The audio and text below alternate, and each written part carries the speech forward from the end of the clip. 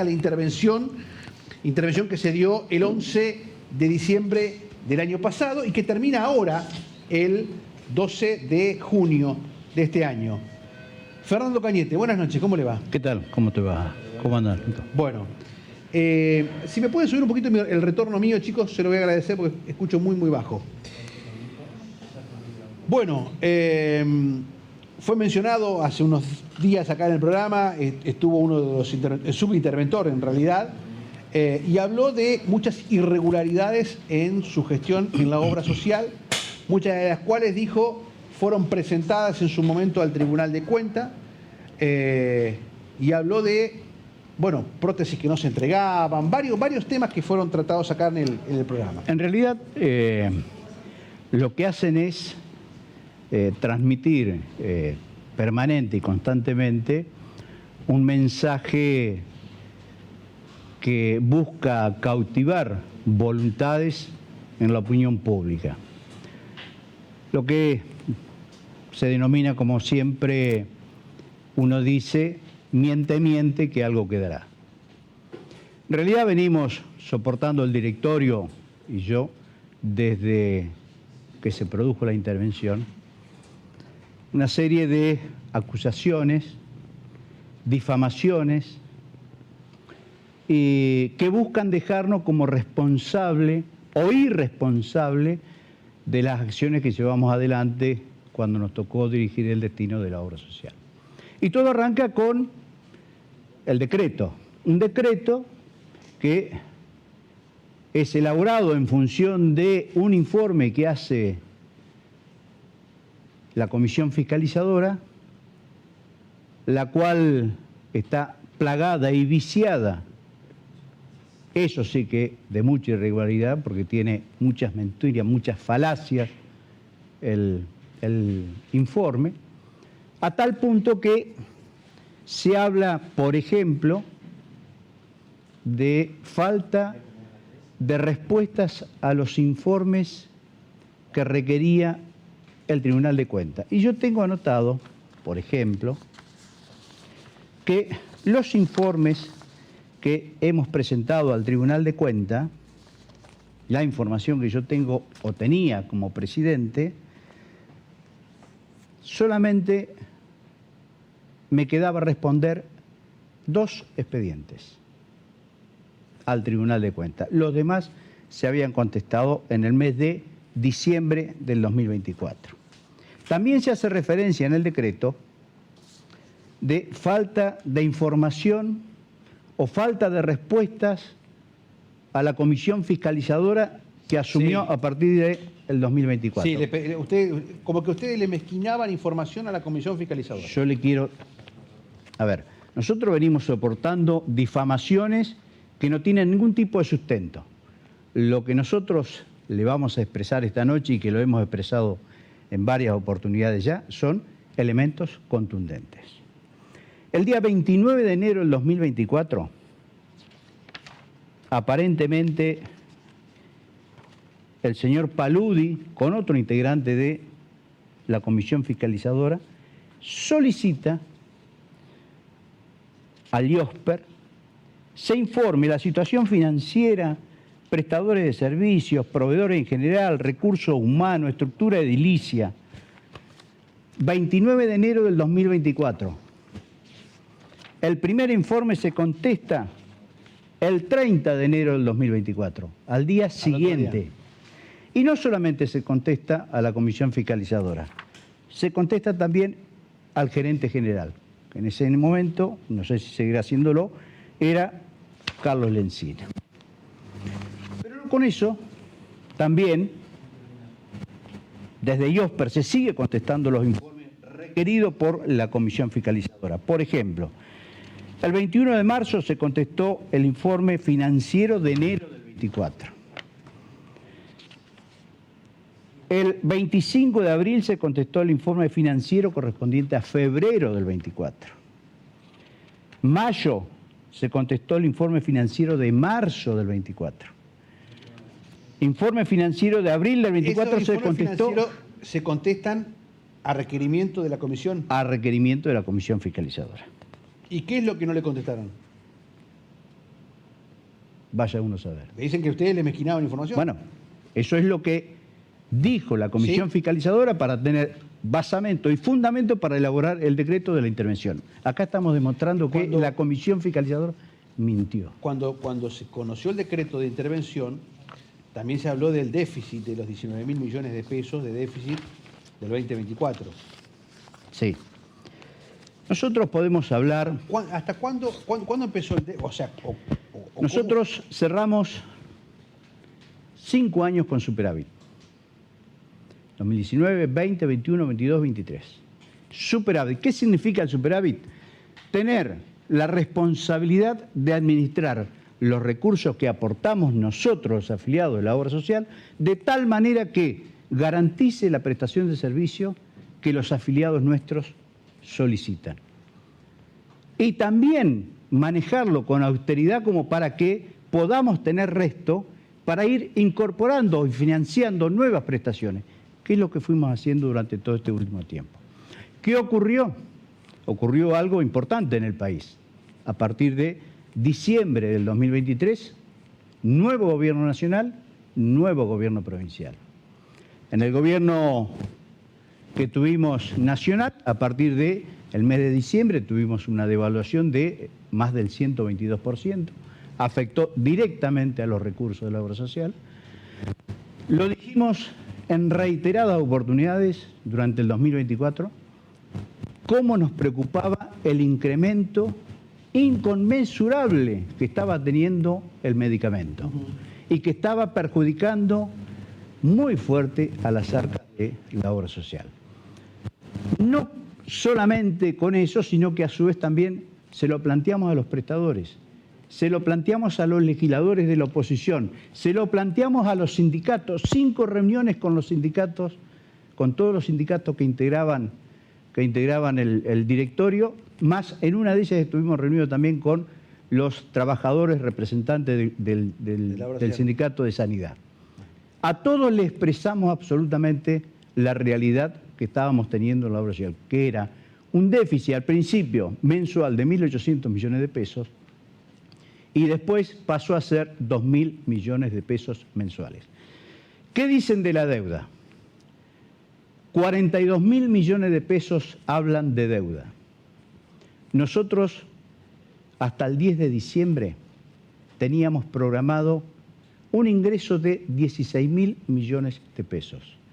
Y teníamos programado abonar prestaciones por 15.900 millones de pesos. O sea que estábamos ahí. Eso al mes de diciembre. Diciembre. El mes de la cuando se da la intervención. Cuando se da la intervención. ¿Qué es lo que ocurrió? Nuestra deuda exigible era 16.000 millones de pesos, que estaba compuesta por 9.700 millones de pesos de medicamentos y el resto eran prestaciones que se debían abonar a través de la mecánica de reintegro, que son los dos grandes rubros que teníamos inconvenientes para medicamentos y reintegro. y reintegro.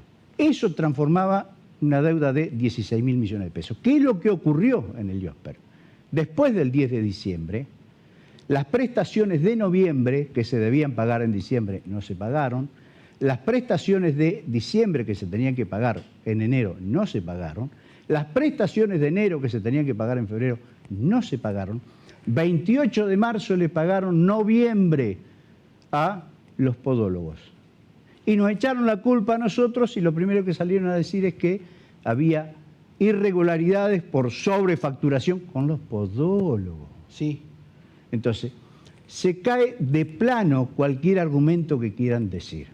A ver, si ellos quieren tener los argumentos necesarios para hacer lo que están haciendo, que lo sigan haciendo. Ahora es, miente, que algo quedará. El planteo, dice la ley del IOSPER que si el Ejecutivo encuentra estas irregularidades que dijo encontrar, son fundamentos o argumentos para la intervención. Uno de los principales fue el tema del déficit, que fue uno de los argumentos para la intervención. Exacto. Y el otro, el tema de la falta de información. Usted recién mostró que habían contestado todo lo que le habían pedido. Ahora, el tema de las prestaciones. Porque la obra social venía con problemas de prestaciones, venía con algunos convenios sí, con algunos convenios no, venía con algunos aumentos sí, con otros ahí. No, nosotros, respecto a la cuestión de prestaciones, con el único que tuvimos inconveniente los últimos 2 meses, 3 meses, fue con la Asociación de Anestesistas.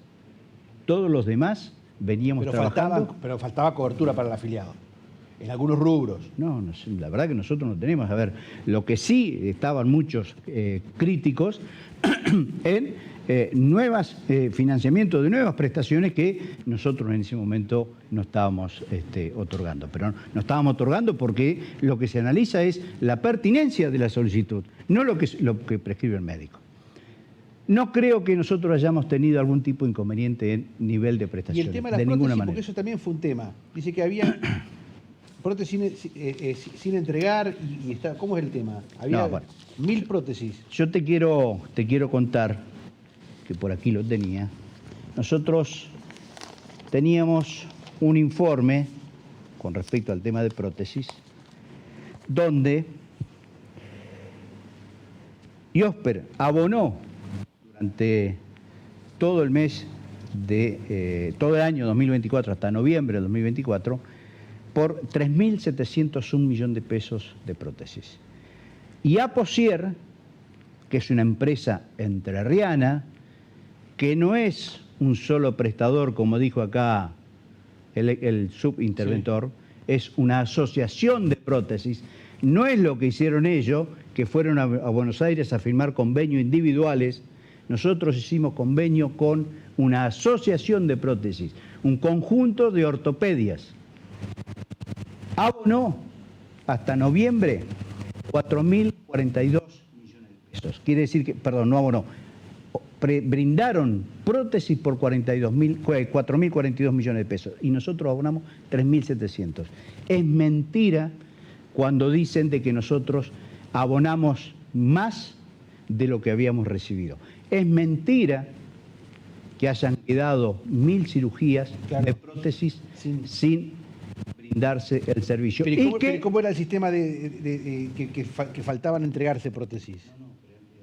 ¿Cómo es sencillo? Juan Pérez se interna, necesita la prótesis, ¿no? Automáticamente entra a la base de datos que teníamos, al banco digital que teníamos nosotros conjuntamente con Aposier, que lo manejaba Aposier y lo manejaban los empleados administrativos más los médicos de IOSPER, y automáticamente se entregaba la prótesis, salvo que se programara la cirugía. Ahora bien, para nosotros poder pagar una prótesis, hay 2 factores fundamentales que tienen que ver con el certificado de implante y todo lo que es la historia clínica con el protocolo quirúrgico que garantiza que Juan Pérez se internó, se operó, recibió la prótesis y tenemos nosotros la garantía de que está el protocolo quirúrgico, que es la cirugía que se hizo, y el certificado de implante. Entonces, es mentira cuando hablan de que hay 1.000 afiliados que no pudieron operarse porque que nosotros pagamos la cirugía, pagamos la prótesis, pero... ¿Y de dónde sale ese número? No sé. Vos cuando agarrás algún número podés inventar. No hay ningún tipo de inconveniente. Por eso digo que todas las cosas que están diciendo es pura falacia. Esto es generado, insisto, por un informe que hace, por un lado, la Comisión Fiscalizadora y ahora... La intervención. Y por supuesto que le llevan ese mensaje al gobernador y el gobernador transmite esa información. Pero no es real. A tal punto, todos los convenios, absolutamente todos los convenios que trabaja en IOSPER, que estaba funcionando el IOSPER, insisto, hasta el 10 de diciembre, todos tienen la validez que le otorga la ley. ¿Por qué? Porque no puede haber un convenio que no tenga y no esté autorizado por la Comisión Fiscalizadora. ¿Por qué? Porque la Comisión Fiscalizadora tiene el carácter vinculante. Si la Comisión Fiscalizadora te dice que no, vos no podías hacerlo. No se firma convenio. No se firma convenio. Entonces, venir a decirnos que nosotros teníamos un criterio totalmente alejado de la realidad es mentira. No van a encontrar un convenio que no esté avalado por la comisión, dice usted. Que nosotros hayamos aplicado y que no esté avalado por la Comisión Fiscalizadora. Entonces, digo, todo lo que están diciendo es solamente argumentos para justificar primero la intervención y seguramente después para seguir avanzando como están avanzando. Ahora te digo, algunos dicen que la gestión nuestra fue desastrosa, algunos dicen que es un sistema ya que no dio resultado, agotado. Nosotros asumimos el IOSPER con un índice de endeudamiento del 1,23%. Y en el 2023 lo llevamos a 0,81%. Índice de endeudamiento. ¿Qué refleja esto? ¿Qué refleja? Refleja la buena administración de los recursos de todos nosotros los afiliados como para poder seguir avanzando con la obra social. Pero aparte te digo lo siguiente. ¿Qué nos pasó en el 2024? Lo que te decía, el tema de la devaluación, el tema del aumento. Pero fíjate un informe que teníamos. Del 2015 al 2023, los incrementos salariales fueron 507%. La inflación del 2015 al 2023, un 587%. El incremento que nosotros le dimos a todos los prestadores fue un 534%. El valor y la variación del dólar del 2015 al 2023 fue 6.067%. Y así todos tuvimos 5 años de superávit. Cañete, otro de los temas que se denunciaron es lo que cobraba usted y el directorio. ¿Es verdad que usted cobraba 16 millones de pesos? Mi sueldo era 7.800.000, ¿no? ¿Quién le da ese sueldo? ¿Se lo pone el directorio? El IOSPER. Yo no toqué absolutamente ninguna escala salarial. Desde que llegué, los aumentos que otorgaba la provincia se aplicaba a la escala salarial de todos los trabajadores, incluyendo el directorio. Pero te digo esto, el sueldo de IOSPER, yo como presidente, los directores un poquito menos, era 7.800.000. Es el sueldo más bajo de los entes descentralizados. Es el sueldo más bajo de los entes descentralizados. ¿Cuál es la diferencia de IOSPER, ente descentralizado, con los demás funcionarios? Que los demás funcionarios son todos políticos y no tienen antigüedad. Nosotros tenemos antigüedad. Yo cobraba 7.800.000 y tenía 46 años de servicio y cobraba el 100% de antigüedad. Ahí se fueron a los 15.600.000. ¿Se entiende? ¿Por la antigüedad? No, sí. Ahora, pero quería preguntárselo. Sí, por supuesto. Nunca lo negué. Ahora, lo que nunca dijeron, es que el 12 de noviembre la resolución 221 dispusimos el congelamiento de nuestros salarios. ¿Cuándo? El 12 de noviembre del 24. Del año pasado. Dispusimos el congelamiento de nuestros salarios. ¿Por qué? Porque estábamos observando de que había una desproporción y queríamos realmente atender esa situación. Pero esa desproporción, ¿usted la observaron recién en noviembre del año pasado? No. 2023 se produjo un reclamo de los trabajadores y poder sentarlo. Yo entiendo que lo que usted cobraba no es ilegal. No. Ahora, comparado con lo que cobran otros trabajadores, es... Pero es un ente descentralizado. No, pero hablo de sueldos contra sueldos. Cuando uno ve la cifra, hace ruido. Por supuesto. Yo no estoy diciendo que es ilegal. Un empleado que recién ingresaba al IOSPER estaba cobrando 800.000 pesos. No tenía un sueldo como tiene el resto de la administración. Pero entonces pública. no es verdad que el sueldo se lo ponían los directores. No, de ninguna manera. Nunca. No vas a encontrar una resolución donde diga que nosotros nos aplicamos un aumento salarial diferente. ¿Cómo se fijaba el sueldo del director? El sueldo del director, del momento que nosotros llegamos, tomamos el sueldo que estaba el presidente anterior y los directores, y de ahí en más, siempre fue así, se aplicaba la política salarial del gobierno de la provincia. Insisto en esto, nuestro sueldo es menor a los sueldos de los demás entes descentralizados. La diferencia es que todos nosotros tenemos antigüedad. Los otros entes descentralizados que cobran más que nosotros no tienen antigüedad porque la mayoría son funcionarios políticos. ¿Qué va a hacer con todo esto? No, nosotros vamos a seguir trabajando, acompañando a todas aquellas inquietudes que nos plantean los compañeros y de ahí en más ver cómo se desenvuelve toda esta situación. Fíjate vos que a nosotros otorgamos un incremento del 15% de aumento a partir del 1 de enero, que habíamos acordado Sí.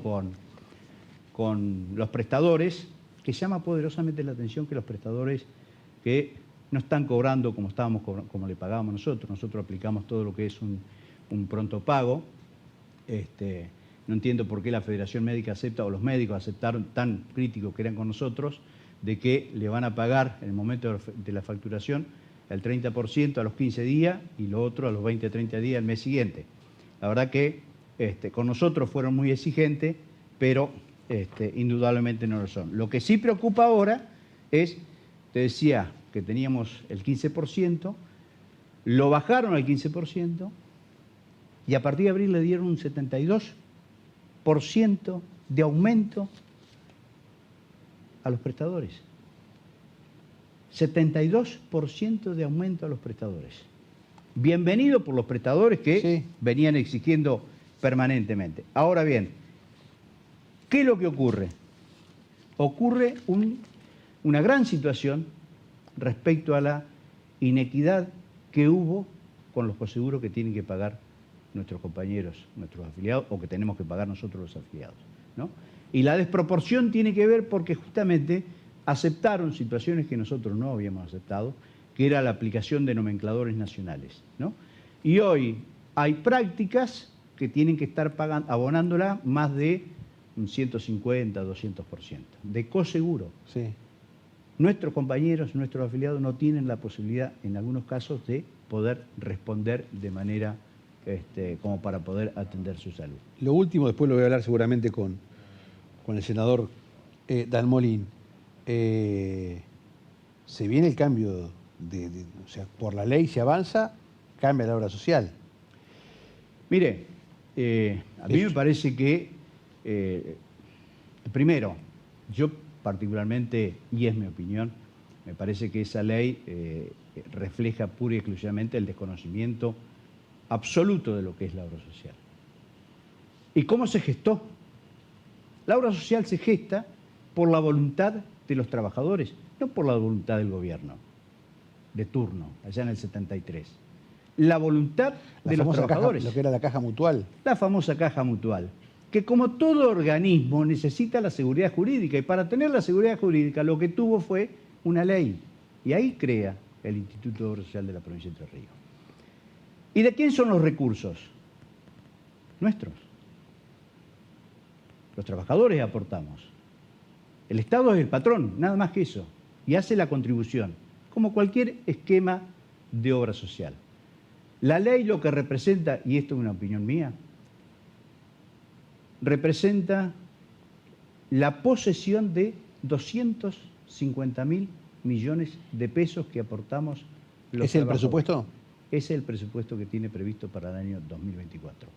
La expropiación de la plata de todos los trabajadores. Porque el gobierno dice, los trabajadores administraron mal, intervenimos, y ahora esa plata o esos recursos lo va a administrar el gobierno. Esto es palabra más para mí lo que dice el gobierno, ¿no? La ley, el sentido de la ley es esa, no es otra cosa. Amén de algunas particularidades, ¿no? La ley de IOSPER habla de el servicio asistencial gratuito, la ley de IOSPER habla de que vos tenés que darle medicamentos, odontología. Acá habla solamente de prestaciones asistenciales y nada más. Y nada más. ¿Qué es lo que va a pasar? No sé. ¿Qué va a pasar? ¿Por qué se están llevando todo a Buenos Aires? Nadie explica. Nadie ha solicitado, como nos pedían a nosotros, información pública, los convenios que firmaron. ¿Y con quién firmaron? Aposier dejó 150 trabajadores en la calle y firmaron convenio con toda prótesis de ortopedista de Buenos Aires. Los medicamentos igual. Indosur, no sé, me comentaban hoy que aparentemente iba a presentar quiebra. Digo, a ver, están vaciando la obra social. Lo mismo que hicieron con OSBA. ¿Quién? ¿Por qué no preguntan quién es Raúl Sánchez? No aparece en ningún lado, pero que es el que define toda la política en la obra social. Es el mismo que vació, según medios periodísticos, la OSBA. Dicen que está cobrando un contrato de obra porque sigue siendo funcionario de la OSBA. ¿Por qué no averiguan aquellos que están interesados y que a nosotros nos hacían tantas críticas? Fernando Cañete, gracias por la visita. No, al contrario. Gracias a usted. Lo escucharon a el ex presidente del directorio de El IOSPER, de la obra social de la provincia de Entre Ríos, Fernando Cañete. Vino, contó, dio su parecer, por